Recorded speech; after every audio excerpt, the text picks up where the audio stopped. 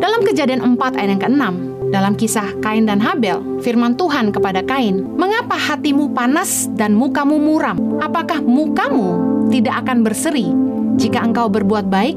Tapi jika engkau tidak berbuat baik, dosa sudah mengintip di depan pintu. Ia sangat menggoda engkau, tetapi engkau harus berkuasa atasnya." Ayat ini berkaitan. Pertama, kita harus minta ampun kepada Tuhan atas kesalahan kita. Seperti kita juga harus mengampuni orang yang bersalah kepada kita. Kita minta supaya Tuhan menjauhkan kita dari pencobaan dan melepaskan kita dari jahat.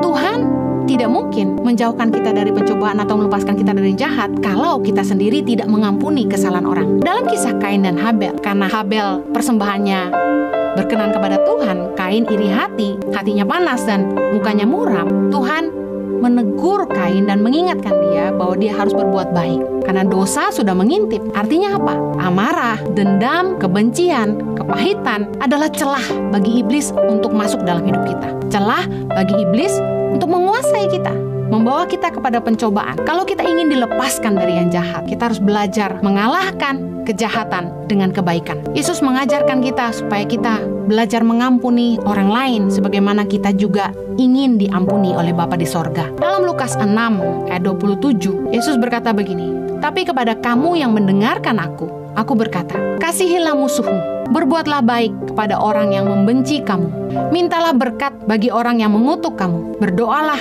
bagi orang yang mencaci kamu." Saya diingatkan tentang salib, bahwa salib adalah jawaban untuk masuk dalam kehidupan kekal. Love God, love people.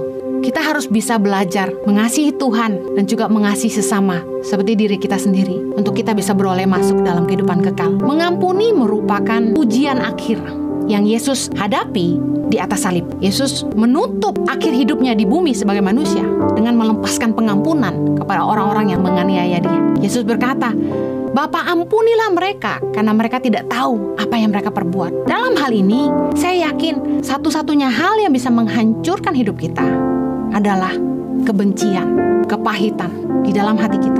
Ketika kita tidak bisa mengampuni orang, maka kita akan merusak hati kita sendiri. Hati kita menentukan hidup kita. Mari belajar untuk melepaskan pengampunan, mengampuni semua orang yang bersalah kepada kita. Ada yang pernah berkata kepada saya, "Bu Heni, kenapa sulit sekali mengampuni?" Saya ingin berkata begini, ayo berdoa sama Tuhan, minta ampun kalau selama ini kita tidak bisa mengampuni, dan minta anugerah Tuhan menolong kita supaya kita bisa melupakan kesalahan orang, supaya apa yang terekam di alam bawah sadar kita, di dalam pikiran kita, memori kita adalah hal-hal yang baik tentang orang itu. Mari minta anugerah Tuhan. Anugerah Tuhan luar biasa. Dalam hidup ini gak ada orang yang gak pernah bikin salah. Kita pun pasti pernah berbuat salah. Saya pun pernah berbuat salah sama anak-anak saya. Tentu saya tidak ingin anak-anak saya membenci saya. Sama halnya kalau kita ingin Bapa di sorga mengampuni kita dan menerima kita dalam kerajaan kekalnya suatu hari nanti. Ayo belajar mengampuni orang lain juga.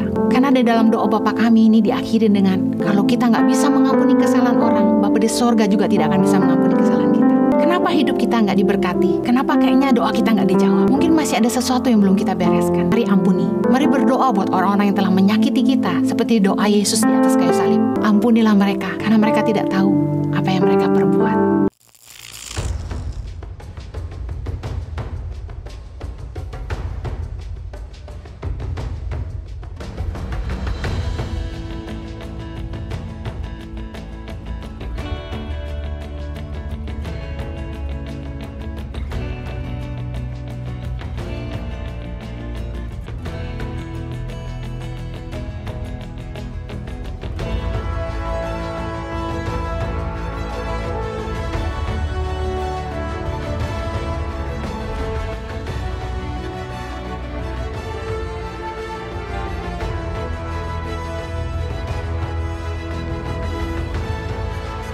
Cerita anak pedalaman dalam meraih mimpi dan mengejar cita-cita bersama Tangan Pengharapan.